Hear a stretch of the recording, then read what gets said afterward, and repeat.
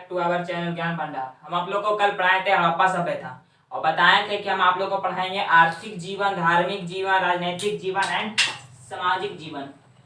तो आपको पढ़ाएंगे हम अभी आर्थिक जीवन। पहले हम लोग आपको कल दिखाए थे नदी के बारे में कि कौन कौन से जो स्थल मिले हैं वो कौन कौन नदी के किनारे थे।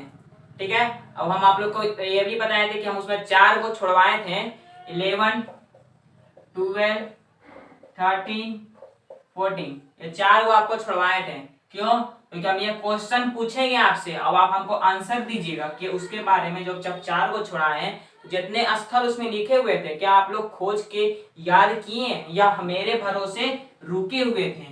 हम आपसे वो क्वेश्चन आंसर पूछेंगे, तो हम आपको क्या पूछेंगे? Question answer. तो हम अभी पूछते हैं, ठीक है। अभी उसके बाद हम आप लोग का चलेंगे आर्थिक जीवन, धार्मिक जीवन स्टार्ट होगा। कल हम आप लोग को बताए थे कि दाह संस्कार कितने प्रकार के होते थे, हम लोग के में कितने किए जाते थे, उसमें कौन से शिव किसकी पूजा करते थे, वहाँ किसका, ये भी हम आप लोग को बोले थे मातृ देवी, जो मातृ देवी जो पौधा निकले, गर्भ से पौधा निकले हुए दिखाई देता है उसे मातृ देवी, उसकी पूजा करते थे। इससे पता चलता था कि वहाँ मातृ सतात्मक होता है। मातृ सतात्मक का मतलब होता है, आज भी क्या चलता है, पितृ सतात्मक।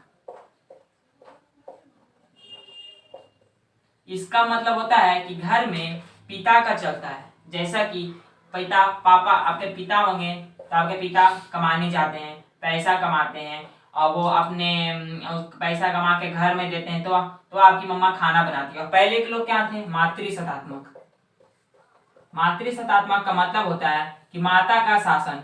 अभी पहले हम लोग लगाते हैं, जैसे मेरा नाम हुआ साकेत, तो हम अपने पापा का नाम आगे लगाएंगे, मेरे पापा का जो भी नाम होगा हम आगे लगाएंगे। और पहले के लोग मातृ सतात्मक माता का नाम आगे लगाते थे। गौतमी पुत्र सातकर्णी, क्या चीज? गौतमी पुत्र सातकर्णी। गौतमी पुत्र सातकर्णी का मतलब क्या होता है? गौतमी पुत्र सातकर्णी, गौतमी उनकी माँ का नाम था और सातकर्णी उसके बेटे का नाम। तो इसका मतलब क्या पता चलता है कि मातृ सतात्मक है। ये एग्जाम्पल है, जब हम महाजनपद आपको पढ़ाएंगे तो उसमें बताएंगे कि गौतमी पुत्र सातकर्णी कौन थे। ठीक है, ये भी हो गया आपका। अब हम आपको भी हम आपको बता रहे थे मातृ सतात्मक होता क्या है। पहले तो हम बता दें गौतमी पुत्र सातकर्णी के बारे में हम आपको बताए थे। ये महाजनपद में आपको पढ़ना है, हम इसके बारे में पढ़ाएंगे जरूर, क्योंकि हर कॉम्पिटेटिव एग्जाम या 11, 12 में आपको ये पढ़ना ही होगा। क्योंकि जो अगर 11, 12 में सोशल साइंस लिए हैं तो उसके लिए ये सेशन बहुत अच्छा है। अच्छा क्या, बहुत लाभदायक हो सकता है आपको एग्जाम के लिए। अगर वो कंपटीशन का तैयारी करते हैं उसके लिए भी वो बहुत अच्छा है। अगर बीपीएससी करते हैं, यूपीएससी करते हैं, उसके लिए बहुत अच्छा ये सब हम पढ़ा रहे हैं और हम डीप लेवल में पढ़ा रहे हैं। क्योंकि बाद में अगर एक बार आप पढ़िएगा तो आपको लगेगा नहीं कि हम दोबारा कभी कोई कोचिंग पढ़े। आप एक बार खाली नोट्स पढ़ लीजिएगा, लेकिन हाँ नोट्स ध्यान से नोट्स बनाते जाइएगा और नोट्स पढ़ते जाइएगा। ये आपका काम है। मेरा काम क्या है, टीचर का काम क्या होता है कि गाइड करना है। गाइड क्या करना है, आपको रास्ता दिखाना जरूर मेरा काम है, लेकिन रास्ता पे चलना आप ही का काम है।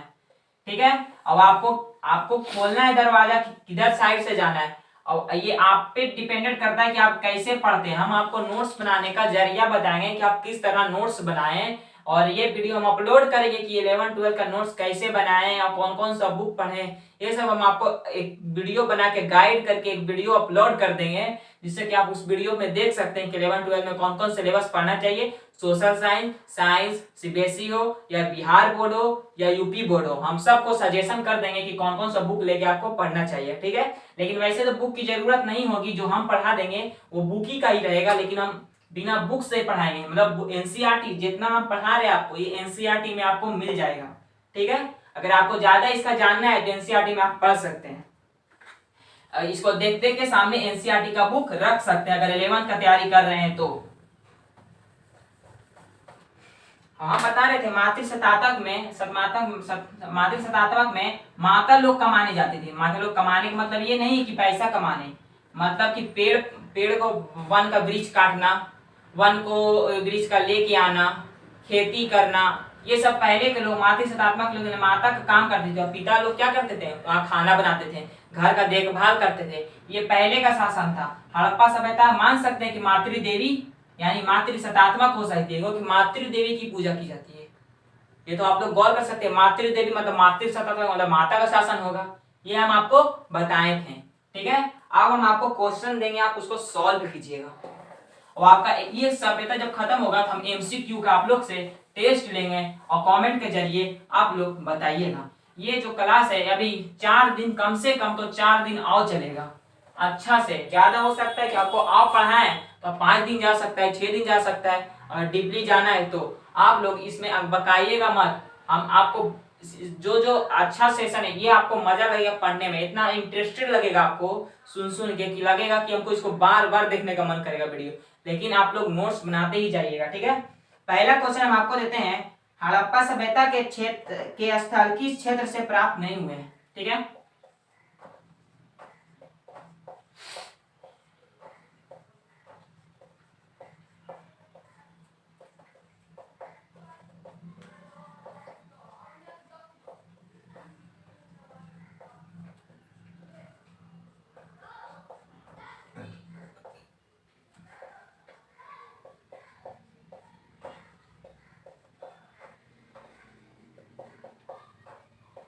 पहला ऑप्शन हम आपको दे देंगे लोथल,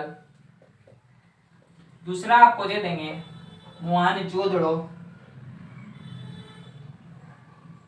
नहीं नहीं नहीं, ये पूछ रहे हैं क्या कि किस किस क्षेत्र से स्थल प्राप्त हुए हैं, कौन से क्षेत्र से नहीं, क्षेत्र मतलब कि राज्य। पहला आपको दे देंगे महाराष्ट्र,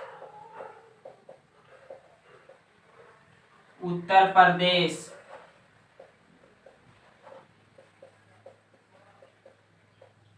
जम्मू कश्मीर या गुजरात दे देते हैं, जो देना है आपको।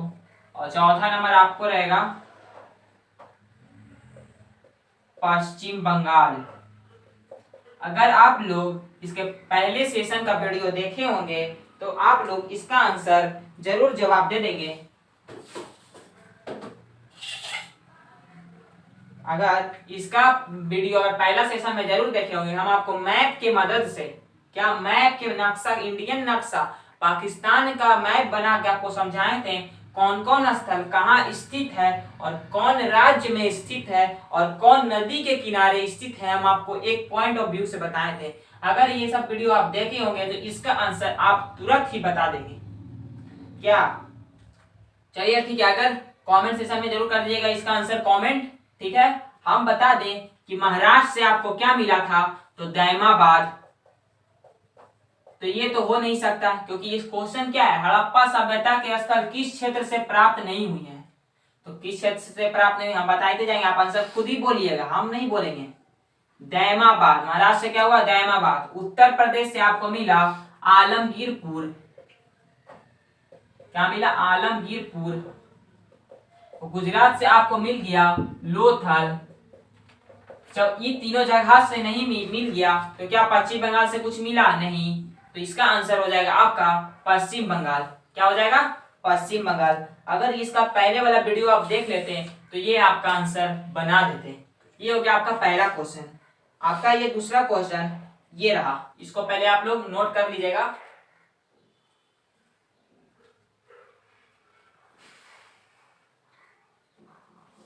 अब हम आपको लोग के लिए दूसरा क्वेश्चन, ठीक है, सब नोट करते हुए याद करते जाएगा। नोट का मतलब ये नहीं कि कॉपी में रखना, नोट का मतलब दिमाग में रखना। जब ये क्वेश्चन देखे एकदम आंख मूंद के मार के आइएगा, ये नहीं कि छोड़ के आइएगा, कोई कंफ्यूजन नहीं। जो कंफ्यूजन है कमेंट में कीजिए, कंफ्यूजन कमेंट में पूछिए, उस कंफ्यूजन दूर हो जाएगा आपका।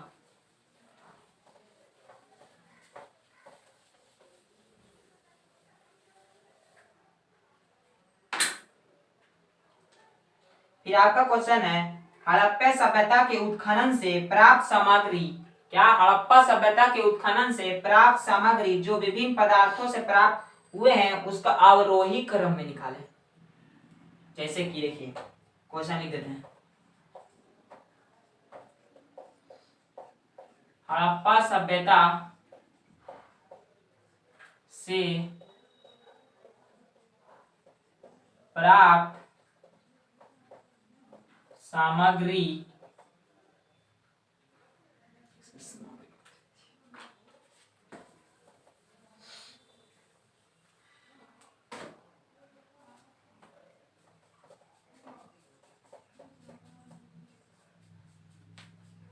जो विभिन्न पदार्थों से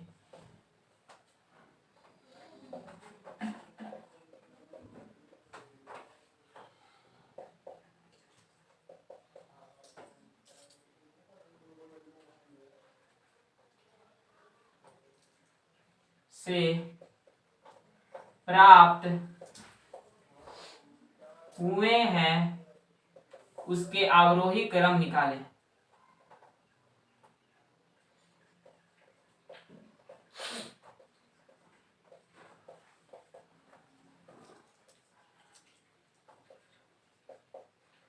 अगर आपने नेक्स्ट पिछले वीडियो तो देखा होगा तो आप बता देंगे।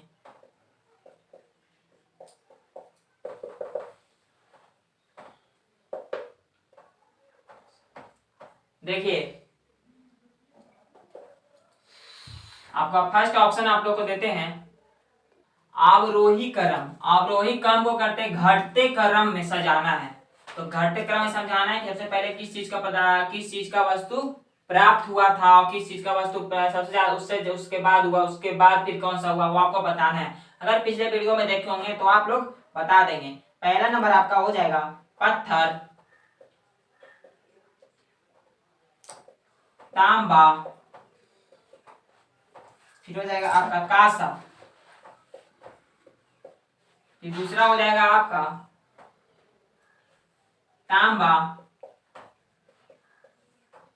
कांसा, पत्थर, फिर आपका तीसरा नंबर हो जाएगा ऑप्शन में कांसा,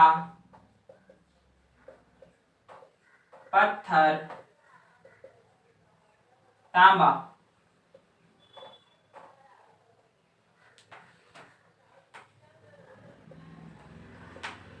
फिर आपका चौथा नंबर ऑप्शन हो जाएगा इनमें से कोई नहीं।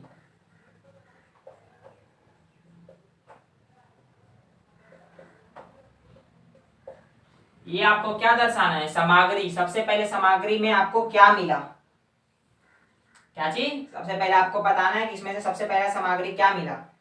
जब हम लोग पढ़े थे पाषाण काल, पाषाण काल में आप लोगों को क्या मिला था? पत्थर। अगर देखें सबसे पहले पाषाण काल में आप लोग अगर पढ़े होंगे पहले सेशन, पहला सेशन जरूर देखिएगा तो आपको पता चल जाएगा। ठीक है कि आपका क्या आएगा। अगर आपको याद आ गया पाषाण काल, पाषाण काल में क्या मिला? तांबा के अथी पत्थर के औजार। क्या तांबा का मिला? क्या कांसा का मिला? नहीं, पत्थर का औजार। तो क्या किसी में पत्थर है? चलिए ये नहीं होगा, ये भी नहीं होगा, ये दोनों कट गया। अब लास्ट बचा इनमें से कोई नहीं है, देखो पत्थर। ठीक है, इनमें से कोई नहीं बहुत इंपॉर्टेंट होता है, ये ध्यान दे के मारना चाहिए। ठीक है, और दूसरा नंबर हम लोग पढ़े थे ताम्र पाषाण युग। कांसा के बाद बोलो ये पत्थर के बाद पढ़े थे ताम्र पाषाण युग, मतलब तांबे का युग, तांबा तक पहुंचा हुआ था ये युग, मतलब ये काल। युग को बोल सकते हैं आप लोग काल, या बोल सकते हैं इंग्लिश में आप लोग एज, या आप बोल सकते हैं। ठीक है, ये होता है ताम्र पाषाण। तो तांबा तक पहुंचे थे ताम्र पाषाण। अब हम लोग अभी क्या पढ़ रहे हैं? हड़प्पा सभ्यता।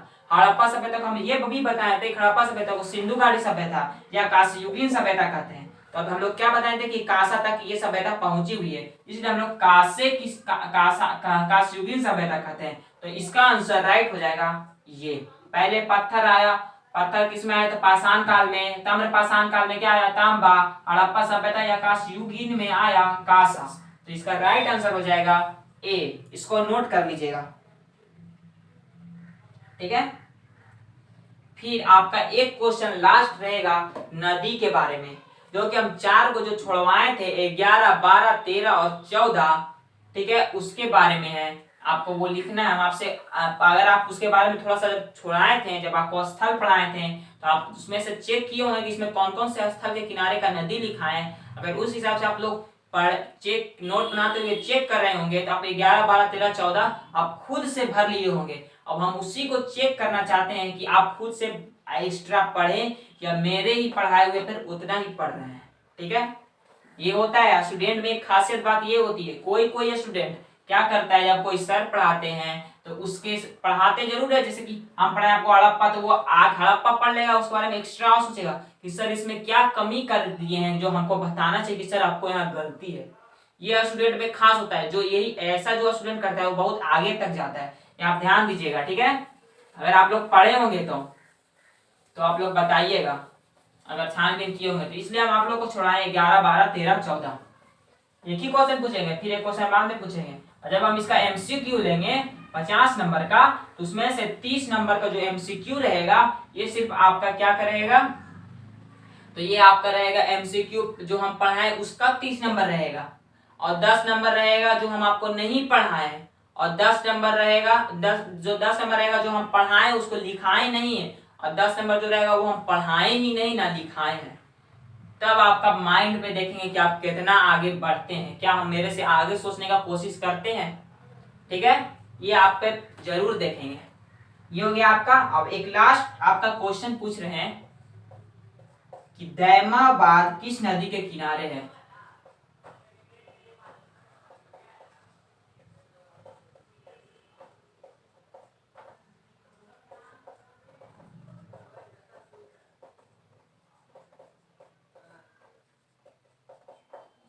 आपको पहला ऑप्शन दे देंगे नर्मदा नदी, दूसरा ऑप्शन दे देंगे सादी कौर नदी। ये सब नदी का नाम है, आप लोग गलत मतलब नहीं निकालेगा, सादी, ठीक है। कोई कोई स्टूडेंट लोग गलत मतलब भी निकालने लगते हैं। तीसरा नंबर हो गया दासक नदी, और चौथा में नदी हो गया प्रवरा नदी। तो आपका आंसर क्या होना चाहिए, अगर आप लोग सर्च किए होंगे तो आपका आंसर क्या होगा। दैमाबाद कहाँ स्थित है, आपसे अगर पूछ लें दैमाबाद कहाँ है, उत्तर में, दक्षिण में, पूरब में या पश्चिम में है, तो आपको ये चौहद्दी बताए थे, तो आपको बताए थे कि दैमाबाद पश्चिम में है। पश्चिम में नहीं है, ये दक्षिण में है। अगर हम जो बोल देंगे वही सही हो जाएगा। क्योंकि स्टूडेंट हम चेक करना चाहते थे कि हम क्या पश्चिम बोलते हैं तो सही मानते हैं या दक्षिण सही होता है, तो ये एग्जैक्टली दक्षिण में, भारत के दक्षिण में।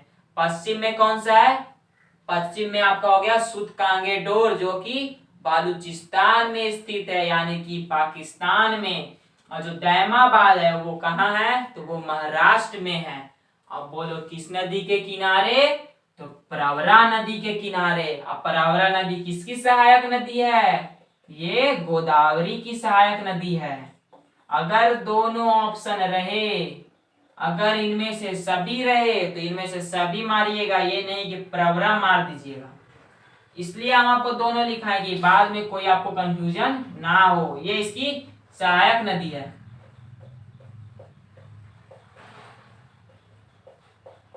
ठीक है। मतलब इसमें जाके मिलती है, सहायक मतलब उसको कहते हैं, इसमें जाके मिलती है इस नदी को। तो मेन इंपॉर्टेंट हो गया आपका प्रवरा, प्रवरा नदी के किनारे, उसमें लिख लीजिएगा, इसमें कॉलम में खाली करवाए थे। चलिए ये आपका हो गया क्वेश्चन का समाप्ति। अब ये हो जाएगा आपका, हो जाएगा स्टार्ट हड़प्पा सभ्यता का धार्मिक जीवन। आपको हम बताए थे थोड़ा देरी पहले कि धर्म के बारे में, कौन कौन से धर्म मानते थे, कौन कौन से अनुष्ठान मानते थे, कौन कौन से दर्शन मानते थे। अनुष्ठान और दर्शन दोनों में अंतर होता है। क्या होता है अंतर, हम आपको अभी पढ़ाएंगे हड़प्पा सभ्यता के धार्मिक जीवन के अनुष्ठान और दर्शन। अनुष्ठान मतलब होता है कि किसी काम को, किसी पूजा को एकदम संस्कृति, एकदम कल्चर के हिसाब से कोई कमी नहीं, ये नहीं कि हम पूजा कर रहे हैं हवन कुंड में और हवन कर रहे हैं तो हवन में घी गायब है, क्या घी गायब है, हुमाद गायब है, तो ऐसे नहीं, नियम से आधारित एकदम पूजा करना, उसे ही अनुष्ठान कहते हैं। एकदम पूरा नियम से पूजा करना। और एक दर्शन है, दर्शन मतलब होता है कि पूजा तो जो कर रहे हैं, जो हमको दिखाई नहीं देता, जैसे हम लोग इच्छा मांगते हैं जब भगवान से, क्या आप उसके बगल में जो कोई रहता है आपके, तो वो सुन पाता है आपकी इच्छा कि आप क्या मांगे, तो वो अंदर से आप लोग मांग रहे हैं कि हमको, हम लोग हम आप मांगेगा किसी चीज का तैयारी कीजिएगा, भगवान जी हमको 12th पास करा दीजिए। आप मन में मांगिएगा, मन में क्या मांगिएगा वो आप पे मैटर है, कि आपको बोलता है 12 पास कर, कोई 11 फर्स्ट ला दीजिए, भगवान से मांगते हैं, यानी कि भगवान को रिश्वत देते हैं आप लोग, एक वो भी बोल सकते हैं आप, ठीक है। ये दर्शन कहते हैं उसको, इच्छा अंदर से जो इच्छा निकलती है उसे बाहर नहीं निकाला जाता है, वो अंदर में ही बोला, मन में ही बोला जाता है, उसे ही दर्शन कहते हैं, ठीक है। हमको ये भी बताए थे कि हड़प्पावासी एक ईश्वरवादी थे या बहु ईश्वरवादी। ये सब आपको पॉइंट अब लिखवाएंगे फिर समझाएंगे, फिर लिखवाएंगे फिर समझाएंगे। तब से हम आपको यही सब समझाते हुए आ रहे हैं। मेरा कहना है कि एमसीक्यू में आपका 50/50 नंबर आना चाहिए, एक नंबर भी कम नहीं। एमसीक्यू होगा जब ये खत्म हो जाएगा तो एकदम कंफर्म होगा एमसीक्यू, इसी बोर्ड पर होगा। या तो ऐसे हो सकता है कि हम मोबाइल से पीडीएफ को, अगर वो हम पीडीएफ बना के डायरेक्ट टेस्ट ले लाइव, तो आप लोग से हम जब पूछे मेरा फेस नहीं आएगा तो मोबाइल से ही लाइव चलेगा, मेरा फेस नहीं आएगा, सिर्फ मोबाइल से पीडीएफ बना के ही हम आपका लेंगे ऑब्जेक्टिव टेस्ट, क्योंकि लिखने में टाइम भी ज़्यादा जाएगा, आप लोग कमेंट में थोड़ा टाइम ज़्यादा जाएगा, जिससे हम टाइम बचत करने का कोशिश करेंगे। मोबाइल से ही पढ़ाई होगा पीडीएफ के द्वारा, नो फेस, सिर्फ मेरा आवाज़ आएगा। ठीक है, जिसमें कोई डाउट होगा कमेंट में जरूर कीजिएगा, और बना के और तुरंत कमेंट में आंसर भेजिएगा, वो 4 दिन से 5 दिन बाद होगा आपका। ठीक है, पढ़ते हैं हम लोग हड़प्पा सभ्यता के धार्मिक जीवन।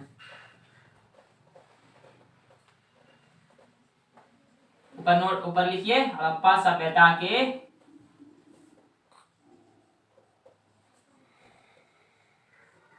धार्मिक जीवन, डैश दे दीजिए। धार्मिक जीवन कौन सा? धार्मिक मतलब धर्म। ठीक है, धार्मिक मतलब क्या होता है? धर्म, मतलब कि आजकल हम लोग ये भी बोल सकते हैं धर्म के पीछे लड़ाई होता है कितने, क्या होता है कि तुम कौन सी जाति, नीचा जाति को हो, ऊंचा जाति के हो, पहले होता था। अब तो भीमराव अंबेडकर के द्वारा ये भी सूची बन गई है, किसी को सब सामान्य रूप से रखा जाए, स्वतंत्र है, क्या है, सब सामान्य रूप से। जब पॉलिटिकल पढ़ाएंगे तो आपको बताएंगे कि नीचा जाति किसको बोलते हैं और ऊंचा जाति के पहले लोग मानते थे, लेकिन संविधान के अनुसार सबको समान रूप से देखा जाता है। लेकिन अभी कितने ऐसे भी लोग हैं, मतलब पहले के लोग जब हड़प्पा सभ्यता से बाद में जब वैदिक में आए, शूद्र, ब्राह्मण, क्षत्रिय, वैश्य, ये सब 4 भागों में बटे हुए थे। शूद्र को नीचे पैर का हिस्सा माना जाता था। वो क्यों? क्योंकि जब कोई भी जलावन होता था, जब दाह संस्कार होता था, तो वही जाता था, उसी को वही लेके जाता था, चमड़ा उमड़ा का बीनता था, तो उसे शूद्र माना जाता था। जब उसको बुलाया जाता था, जब कोई गांव में जब घुसता था तो सारे कोई अंदर जाते थे। जो कोई उस शूद्र को छू देता था, कोई शूद्र को मतलब नीचा जाति को छू देता था, तो उसी के साथ जाना पड़ता था उसको। पहले के लोग ऐसा मानते थे।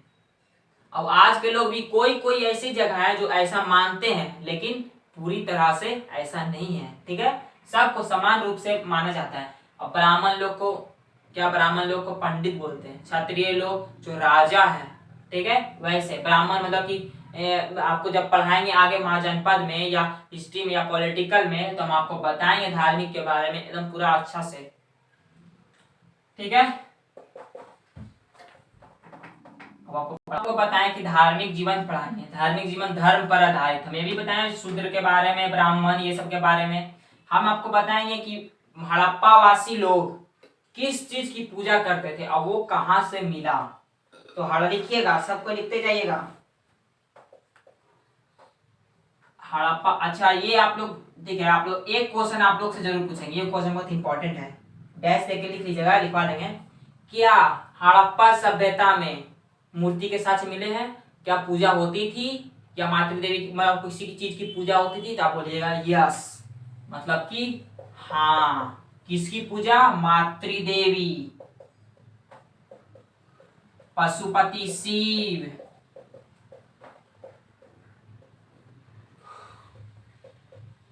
आप बोलेंगे वन, आग मतलब अग्नि, कुंड का साक्ष्य मिला कहाँ? कालीबंगाल लोथल से। वन, जल, ये सब की, आकाश, ये सब की पूजा करते थे। और ये हम आपसे पूछ ले क्वेश्चन, क्या हड़प्पावासी लोग वहां मंदिर के प्रमाण मिले हैं? हड़प्पा सभ्यता में मंदिर के प्रमाण मिले हैं? तो आप लोग बोलिएगा हाँ। क्यों? क्योंकि बोलेंगे जब पशुपति शिव का जब मूर्ति मिलेगा तो ऑब्वियसली शिव जी तो खुले में रहेंगे नहीं, वो तो उनके लिए घर चाहिए, तो मंदिर मिलेंगे। आप लोग कहेगा लेकिन ये गलत है, मंदिर के साक्ष्य नहीं मिले हैं। कहीं भी गड़बड़ाइएगा नहीं कि अगर देख लीजिएगा शिव जी अगर मिले हैं तो ये नहीं बोल दीजिएगा कि मंदिर के भी साक्ष्य मिले हैं। ये एक चीज, ये पॉइंट बहुत इंपॉर्टेंट है, अगर कभी पूछ ले तो मान के आइएगा कि मंदिर पूछेगा हड़प्पा सभ्यता में मंदिर के साक्ष्य मिले हैं, तो बोलिएगा नहीं। अब आपको पता है हड़प्पा सभ्यता हम लोग अभी मीठे के लिए क्या प्रयोग करते हैं, मीठा खाने के लिए हम लोग क्या करते हैं, रसगुल्ला जलेबी ये सब खाते हैं। और पहले के लोग मीठे के लिए क्या प्रयोग करते थे, शहद। शहद पता है आपको, इंग्लिश में बोलते हैं हनी। हनी किसे बनता है, मधुमक्खी, मधुमक्खी के छत्ता से हनी शहद मधुमक्खी से बनता है। ठीक है, ये आप इंपॉर्टेंट पॉइंट रखिएगा, ये भी याद रखिएगा मीठे के लिए शहद का प्रयोग करते थे, ना कि हम लोग के जैसे रसगुल्ला और जलेबी ये सब तो लोग जानते भी नहीं थे कि रसगुल्ला और जलेबी क्या होता है। ये सब पहले भोजन जरूर करते थे, ये सब जरूर क्या खाते थे, अनाज खाते थे, मांस खाते थे, ये सब खाते थे, लेकिन मीठे के प्रयोग में शहद लाए जाते थे मीठे के लिए। ये हम आपको लिखाएंगे, ये नहीं कि नहीं लिखाएंगे, सिर्फ बोल रहे हैं। कुछ कुछ ऐसा पॉइंट भी होगा जो कि हम नहीं लिखवाएंगे। मंदिर के साक्ष्य नहीं मिले थे, अब आपको लिखवाते हैं कि किस चीज की पूजा करते थे।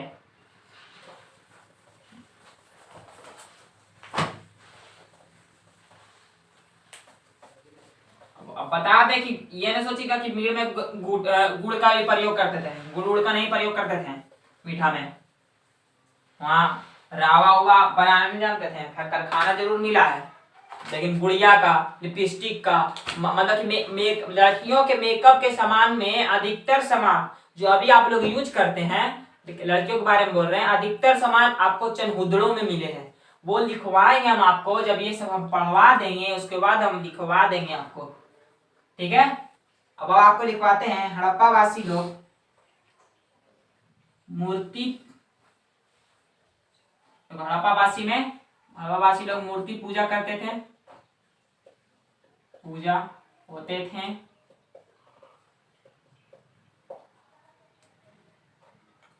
और मातृदेवी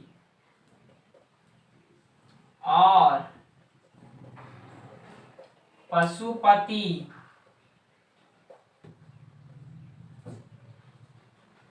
के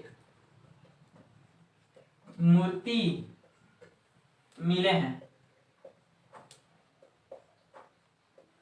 वो आपसे पूछ लें, आप ये भी बताएंगे पशुपति शिव जो मिला है इसे अर्ध शिव कहते हैं, और इसमें कौन कौन से जानवर मिले हैं यही बताएंगे। हाथी मिले हैं कि सांड मिले हैं कि नहीं मिले हैं, नाग मिले हैं कि नहीं मिले हैं, घोड़ा मिले हैं कि नहीं मिले हैं। आप लोग से क्वेश्चन पूछ रहे थे क्या यहाँ घोड़ा का साक्ष्य मिले हैं, तो बोलेंगे नहीं, हाँ घोड़ा का साक्ष्य मिला। क्या ये घोड़ा पालते थे, तो बोलेंगे नहीं।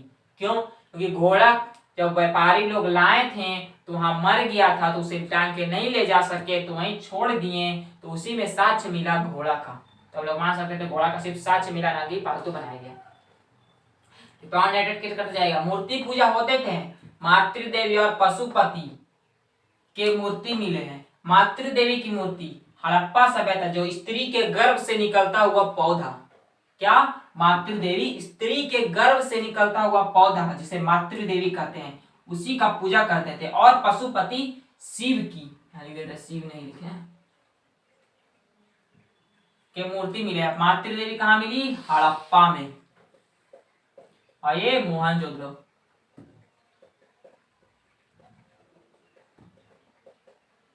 ये हो गया आपका। अब दूसरा पॉइंट,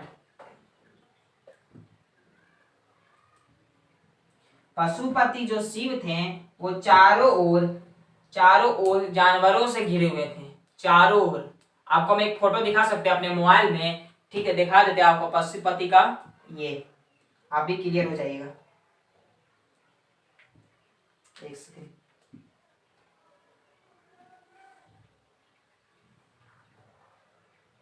देखिए ये आपका पशुपति शिव का जो मूर्ति मिला है, ठीक है, ये आपको हम मोबाइल में दिखा रहे हैं। देखिए यहाँ दो हिरन है, एक भैंस है, एक गेंडा है, और देखिए यहाँ एक बाघ है, और यहाँ हाथी भी एक है, ठीक है।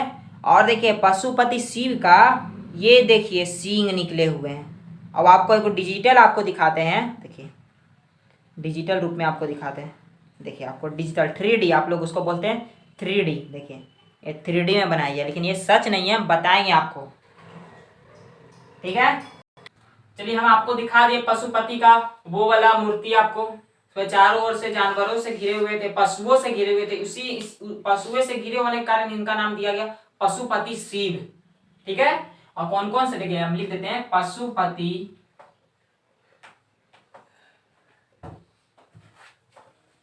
शिव पशुओं से घिरे हुए थे। अब ये भी बता देते कौन कौन पशु से। इसकी दाईं ओर, दाईं ओर मतलब दाएं ओर कौन हो गया हम लोग का, दाईं ओर हम लोग का ये हो गया दाया, ये हो गया बाया। ठीक है, तो दाईं ओर लिखेगा, यहाँ लिखेगा इसकी दाईं ओर कौन कौन से पशु थे।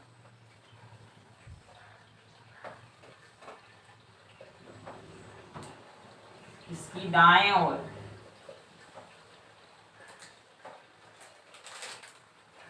गेंडा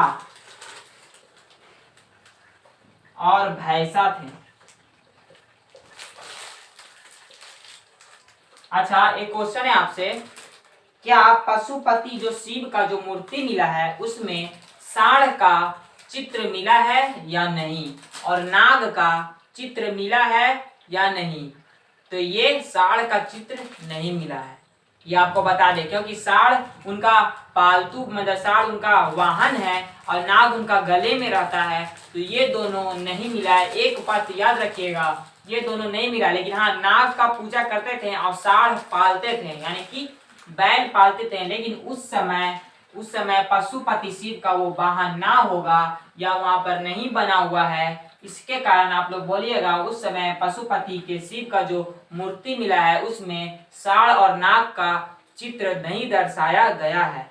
जरूर वो सिंह आपको दिख रहा होगा, वो महादेव मतलब उसको बोलते हैं लोग पशुपति शिव का सिंह है। ठीक है, ये हो गया है आपका। ठीक, पशु गेंडा और भैंसा मिला। और एक आपको बता दे वहाँ अच्छा ये भी पूछ लेते हैं आप लोग से कि क्या वहाँ पार्वती का चिन्ह मिला है, पार्वती का साक्ष्य, क्या आपका गणेश का साक्ष्य मिला है, क्या वहाँ कार्तिक का साक्ष्य मिला है। तो आप लोग बोलिएगा जब पशुपति शिव है तो इसलिए उसकी मम्मा भी होगी, उसके पत्नी भी होगी, मतलब पार्वती भी होगी, बेटा गणेश भी होंगे, कार्तिक भी होंगे, लेकिन ये सब गलत है। ओनली सिर्फ पशुपति शिव ही मिले हैं। ये लोग आप लोग गलती ना कर लीजिएगा। ठीक है, देखिए दाईं ओर गेंडा और भैंसा और बाईं ओर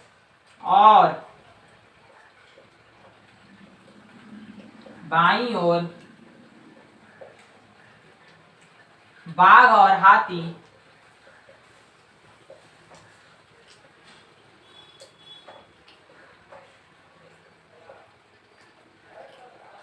तथा नीचे 2 हिरण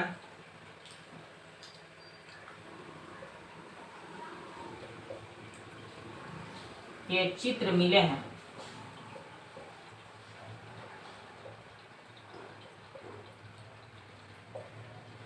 ठीक है, क्या आपको बताएं, दाईं ओर गेंडा और भैंसा, ठीक है, बाईं ओर बाघ और हाथी तथा नीचे मतलब कि जहां वो बैठे हुए थे, यहाँ पे बैठे हुए थे, और यहाँ दाईं ओर क्या मिला, देखिए आपको बता देते बढ़िया से बना के। देखिए ऐसे था उनका चित्र,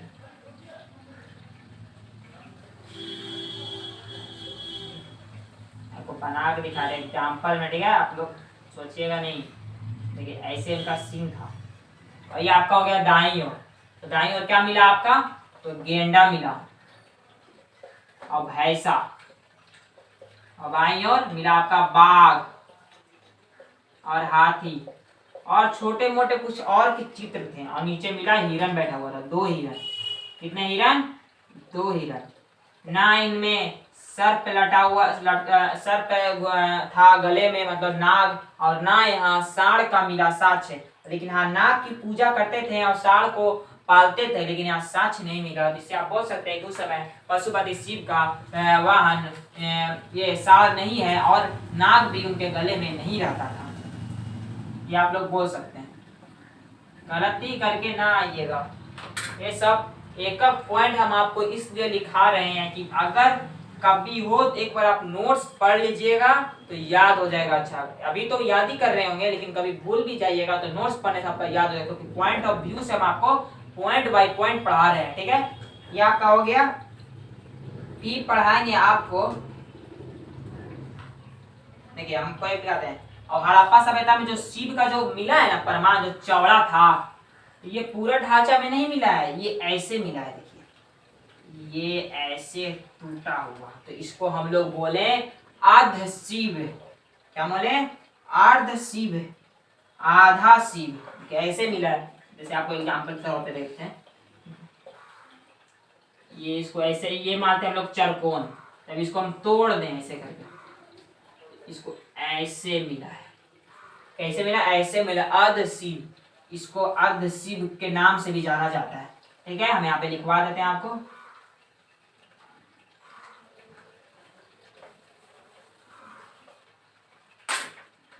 यहाँ लिखिएगा, हड़प्पा सभ्यता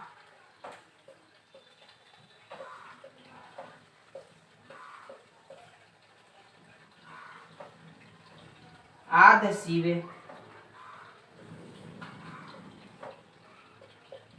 कोष दे के लिखिएगा पशुपति शिव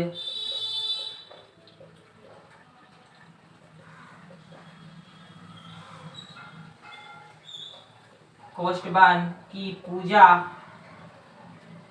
होती है।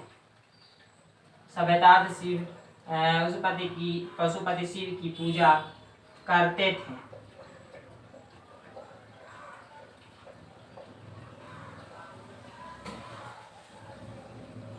लेकिन पार्वती और गणेश की पूजा नहीं करते थे।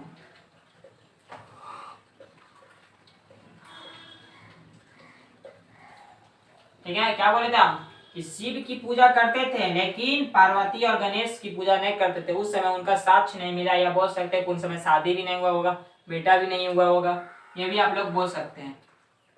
अब हम आपको निचला पॉइंट लिखेंगे। आज हम आपको हड़प्पा सभ्यता का धार्मिक जीवन ही पढ़ाएंगे, ठीक है। ठीक है, अब इसका नेक्स्ट पॉइंट है, हम लोग को बताया था पूजा नहीं करते थे किसकी? पार्वती, गणेश और कार्तिक की। ये भी बताए थे कि वहां मंदिर का साक्ष्य नहीं मिला था, तो ये भी लिखवा देते हैं, क्योंकि अगर आपको हम बोले तो आपको तो इतना तेज नहीं कि कोई बच्चा चलिए याद कर लेगा हम बोलते समय। ये सब छोटा पॉइंट है, लिखाना तो नहीं चाहिए, लेकिन लिखा रहे सब छोटा पॉइंट, कोई बच्चा याद ही नहीं करेगा, नोट पे ही आधारित रहता है। तो आप लोग ये नहीं कहेगा कि पीडीएफ बना के दे दिएगा, आप पीडीएफ भी दे सकते हैं, लेकिन पीडीएफ खाली नाम का होता है, वो रखने के लिए होता है। हम आपको यहाँ टाइम देने के साथ साथ नोट्स लिखा रहे हैं, बोल बोल के लिखा रहे हैं, जैसे कि आपको दिक्कत ना हो, डबल रिपीट बोल के भी लिखवा भी दे रहे हैं। तो आप लोग को डायरेक्ट नोट्स बनाना है, पीडीएफ पर कभी भी नहीं रहेगा, कोई पीडीएफ नहीं, डायरेक्ट लाइव। पूजा नहीं करते थे। चलिए हम आपको बताए थे हड़प्पा सभ्यता में मंदिर के साक्ष्य नहीं मिले थे, तो ये भी लिखवा देते हैं, कहीं आप लोग भूल जाएगा तो।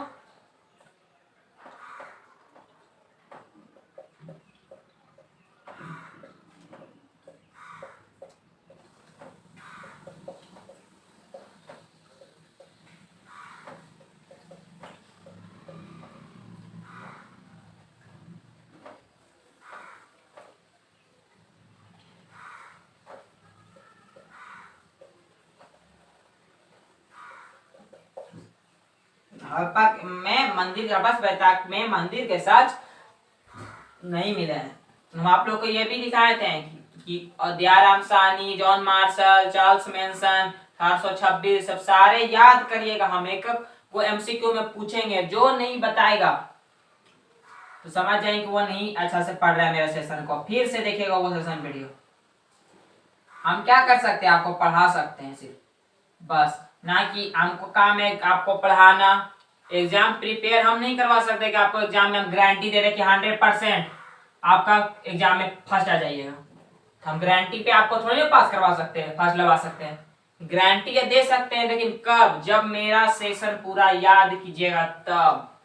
जब याद कीजिएगा तब मान सकते कि 100% में 100% आप कोई भी जॉब या कोई भी 11-12 पास कर सकते हैं।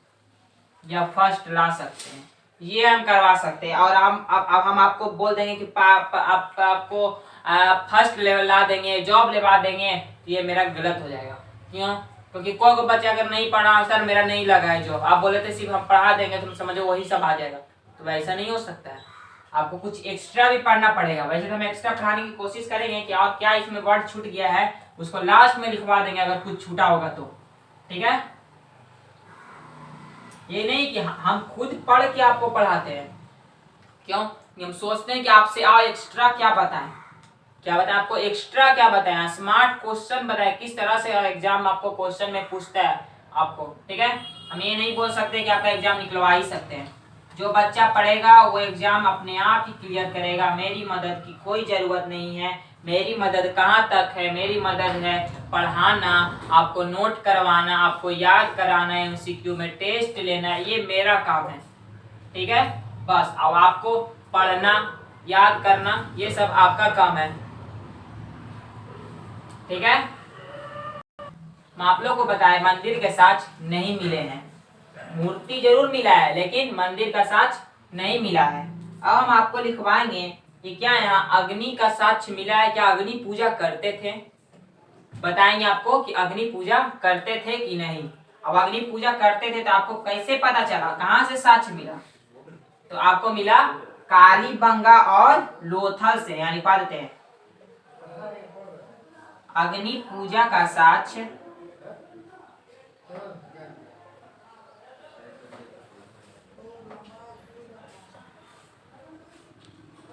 कालीबंगा, जो कि राजस्थान में स्थित है, घग्गर नदी के किनारे है, और लोथल यानी कि गुजरात में स्थित है, से प्राप्त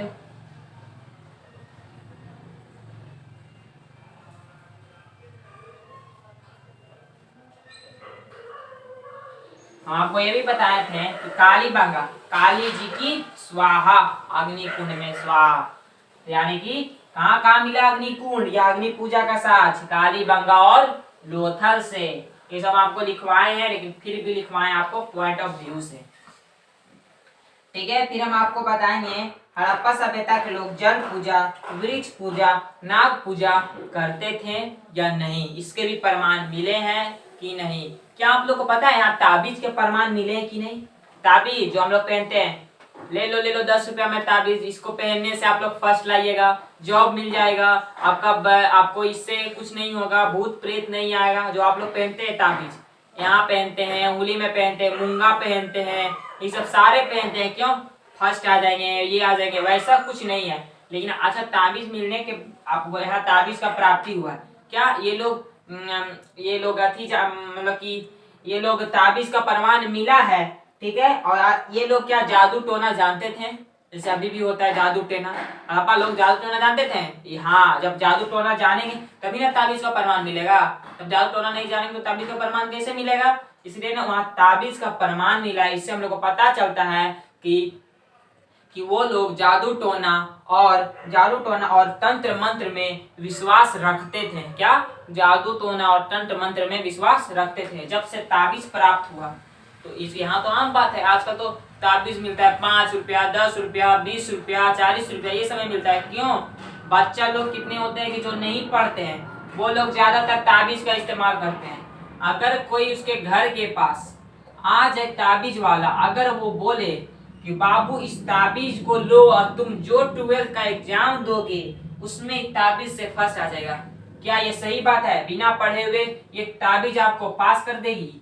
नहीं। क्या आपको तंत्र मंत्र से पास कर देगी? क्या भूत प्रेत होते हैं? ये सब आपको भ्रमित करने के लिए, एक पैसा कमाने के लिए एक जरिया बोल सकते हैं, ठीक है। ये सब आप लोग ताबीज पर ध्यान ना दें, पढ़ाई पे ध्यान दें, ना कि ताबीज के भरोसे पर रहें। ताबीज के भरोसे पे रहिएगा तो फिर क्लास करने का कोई फायदा नहीं है आपको।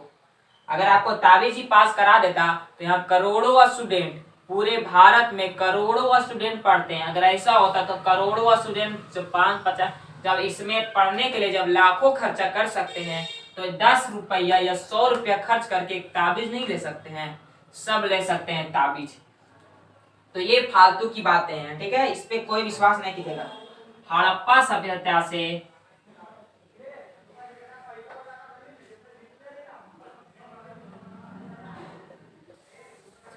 जल पूजा,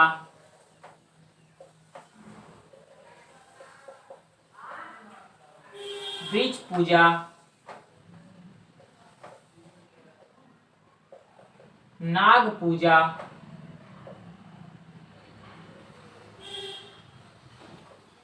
के प्रमाण मिले हैं।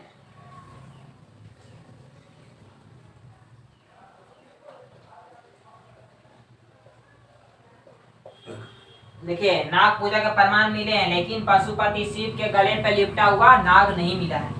तो क्या बोल सकते हैं, नाग पूजा का प्रमाण मिला है, लेकिन पशुपति शिव यानी कि आद्य शिव में सब जानवर, बाघ, हाथी, हिरण, भैंसा, बाई, भैंसा, गेंडा, सबके प्रमाण मिले। लेकिन मेन चीज, पशुपति का मेन पशु अभी क्या होता है, पहला नंबर नाग, दूसरा नंबर साढ़, ये दोनों के प्रमाण नहीं मिले हैं। कितना लॉजिक का बात है। और ये कभी भी आपको पूछ सकता है, क्या पशुपति शिव में साढ़ के साक्ष्य मिले हैं या नहीं। पहला ऑप्शन दे देगा कि मिला है, हाँ, नहीं, इनमें से कोई नहीं, ऐसा ऑप्शन दे देगा। तो क्या मिले थे साढ़ का ऑप्शन, नहीं। नाग का प्रमाण मिला है, नहीं, अभी भी नहीं मिला है नाग का प्रमाण। नाग की पूजा होती थी, क्या क्या लिखा है, नाग का पूजा के प्रमाण मिले हैं, लेकिन यहाँ पशुपति शिव में नाग नहीं मिला है। क्या यहाँ ये साढ़ का रेस होता था, भैंस का रेस होता था, बोलेंगे हाँ। क्या घोड़ा का रेस होता था, नहीं, क्योंकि घोड़ा के साक्ष्य मिला है। क्या मिला है, साक्ष्य मिला है, लेकिन पालतू बनाने का प्रमाण नहीं मिला है, प्रमाण नहीं मिला है। ठीक है, साक्ष्य मिलना और पालतू बनाने का प्रमाण मिलना बहुत अंतर है। अब देखिए, आप कोई चीज जानवर का पालतू बनाइएगा, कुत्ता बनाइए या शेर या गाय बनाइए, बैल बनाइए, तो आप उस बैल का क्या करें, दौड़ जरूर करते होंगे। बैल जब लड़ गया तो लगता बोलते थे, अरे ये तो लड़ाई कर रहा है, तो समझ इसको लड़ाई के रूप में दे देते थे। अगर कोई बैल दौड़ने लगा तो रेस कर रहा है, तो दौड़ रेस हो सकता है, ऐसा आप लोग बोल सकते हैं। रेस का कोई प्रमाण नहीं मिला। लेकिन हाँ, मुहर में ऐसे ऐसे मुहर मिले हैं, कहीं पे मुहर में गेंडा का चित्र, कहीं के मुहर में गाय का चित्र। इसे होता है कि गेंडा ब्रांड का टाइप, ये गेंडा ब्रांड है, ये गाय ब्रांड है, वैसे करके आजकल के ब्रांड हम लोग जानते हैं, ब्रांड का एक मुहर रहता है, तो ये ब्रांड हो गया। ठीक है, सब वही रहता है, खाली एक मुहर का अलग ही मान्यता रहती है। देखिए, ये भी लिखेंगे, हड़प्पा सभ्यता से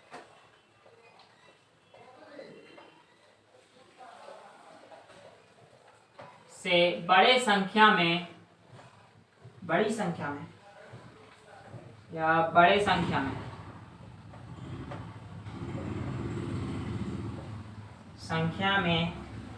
संख्या से ताबीज प्राप्त हुए हैं।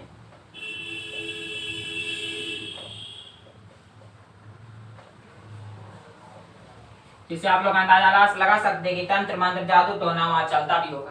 ताबीज मिलना समझ ही नहीं, ताबीज किस लिए होता है, तंत्र मंत्र जादू टोना। ठीक है, इतना आप लोग लिख लिए हैं, लिख लीजिए, पहले नोट करते हुए याद करते हुए जाइएगा। हम एक बार आपको बोलते हैं, एमसीक्यू टेस्ट जरूर होगा। हैं आपको ताबीज प्राप्त होने का मतलब जादू टोना, पहले भी बोलते जादू टोना में ना कि ताबीज में विश्वास रखिए, एकदम बढ़िया से मन लगा के पढ़िए। ठीक है, इसमें कोई पैसा खर्च नहीं हो रहा है आपका, ये आपका यूट्यूब में मेरा सेशन है सारा। ये नहीं कि अब आपसे पैसा मांग रहे हैं कि 50 रुपया दिए, 500 रुपया दीजिए और ये हड़प्पा सभ्यता आप पढ़िए, ऐसा हम नहीं बोलने वाले। ठीक है, ये आप ही लोग के लिए सेशन है, आप बढ़िया से पढ़िए। चलिए मिटाते हैं, लिख लीजिए आप लोग। चलिए,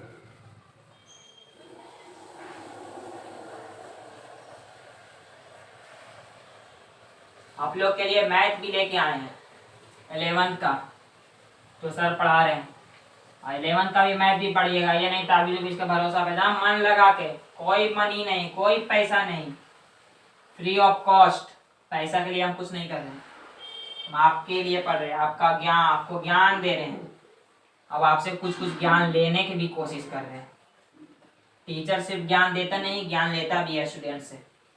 ठीक है, कोई भी दिक्कत होगा कमेंट सेक्शन आपका ओपन है, कमेंट में जरूर कीजिएगा, पूछिएगा, हिचकिचाइएगा नहीं, लेकिन बिना फालतू कमेंट किए हुए।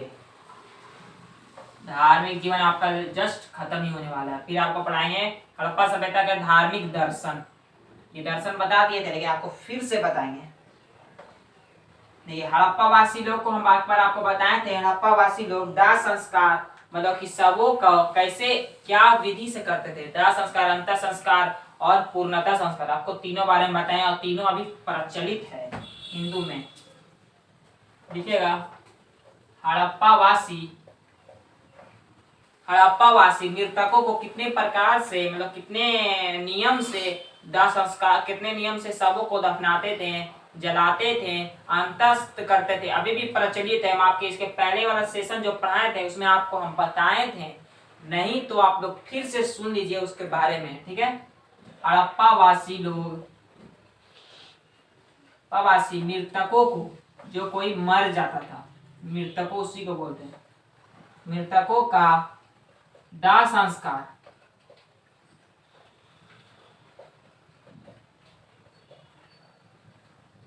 दाह संस्कार, अंशता संस्कार, अंशता समाधान, समाधान मतलब होता है सब, सब, ठीक है, सबों उसको बोलते हैं हम लोग, सबों, सबों मतलब हम जो बॉडी, जो हम लोग का शरीर जो मरता है उसे बोलते हैं शव।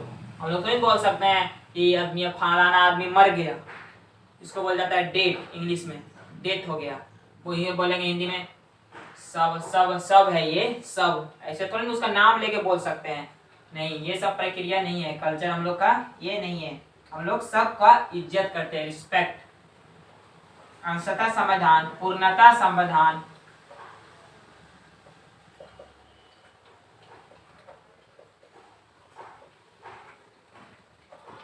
तीनों के प्रमाण मिले हैं।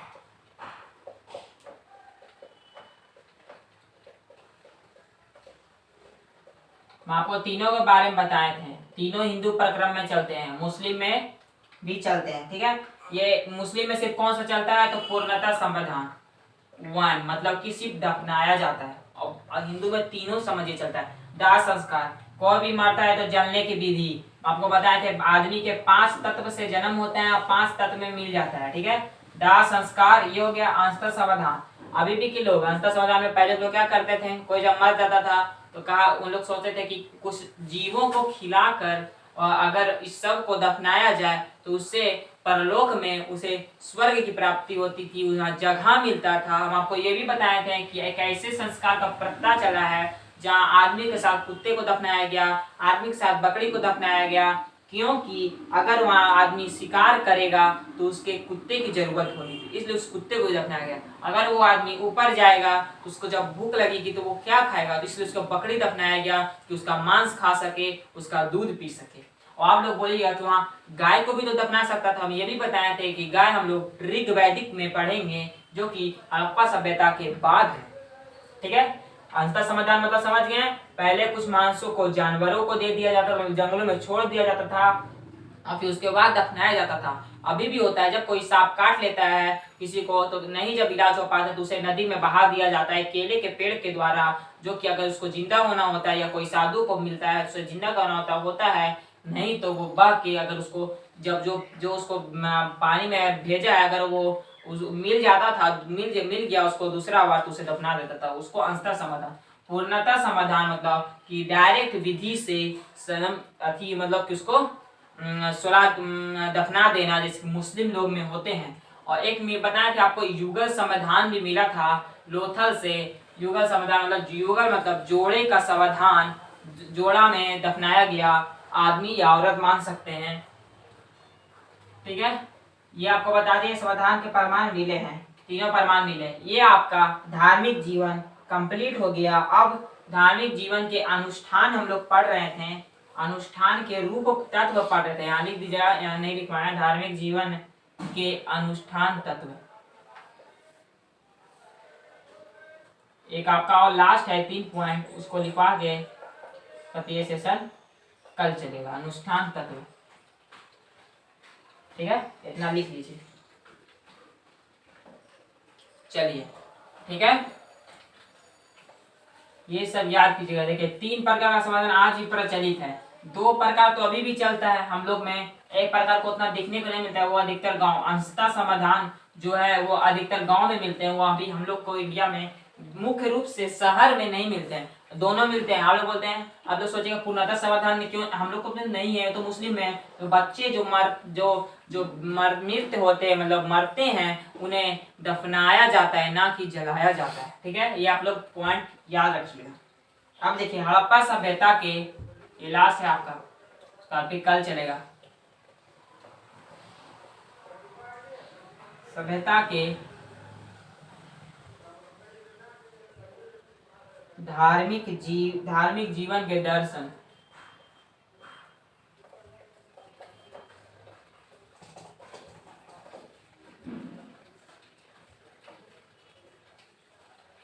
दर्शन मतलब बोले थे इच्छा प्रकट करना।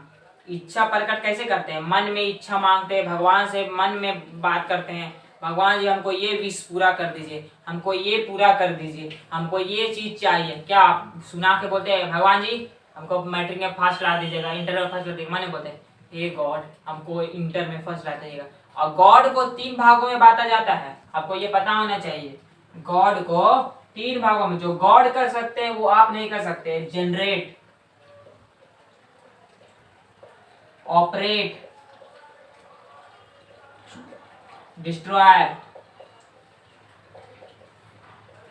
मतलब किसी को जनरेट करना, मतलब किसी को जीवन देना, ये इन्हीं के काम में है, ना कि आपके डॉक्टर में। डॉक्टर क्या आपको बचा देगा?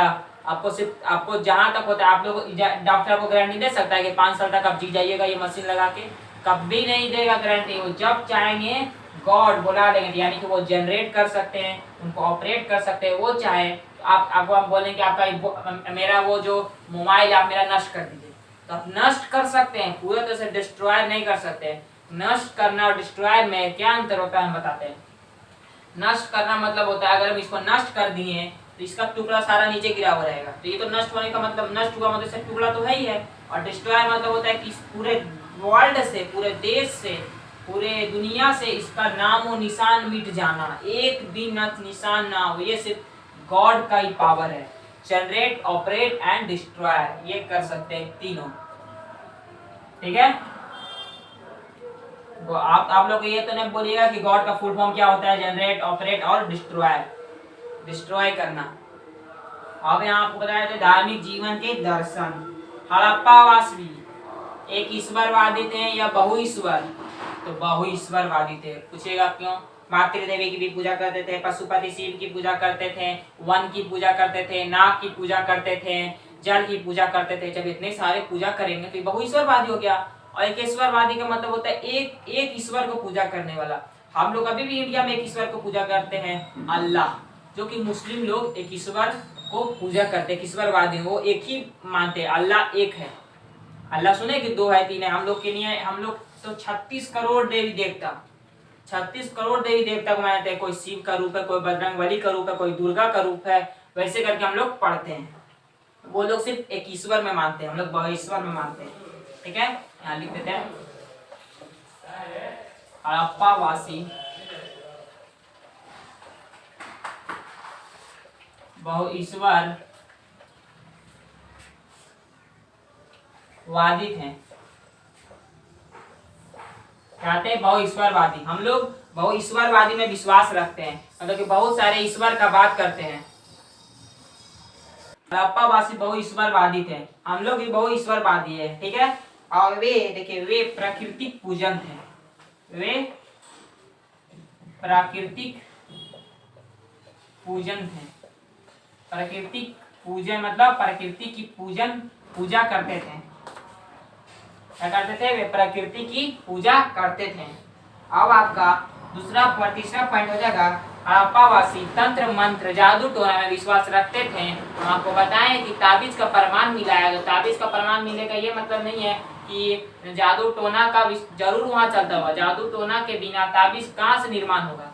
कोई वहाँ सबका एक प्रमाण मिला है। ठीक है, लिख दीजिएगा यहाँ, हड़प्पावासी लोग वासी तंत्र मंत्र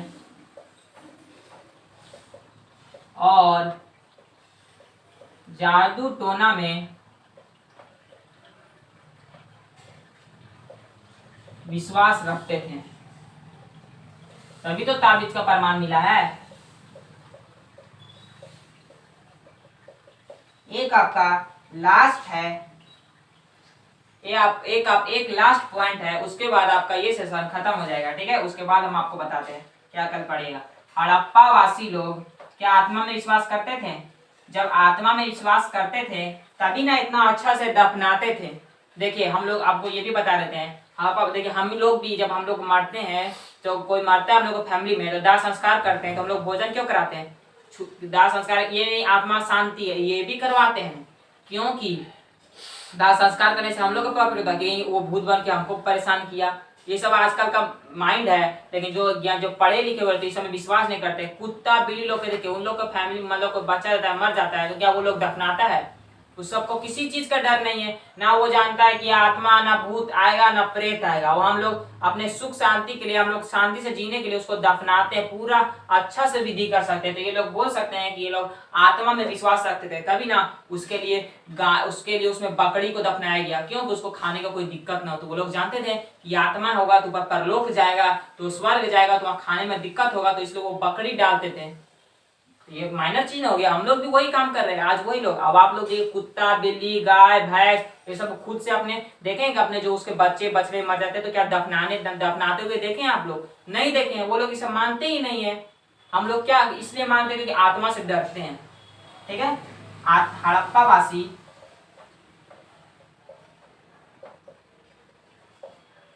आत्मा और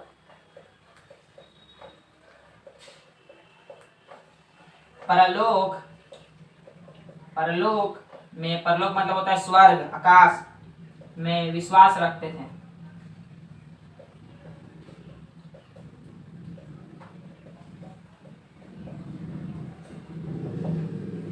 देख लीजिए,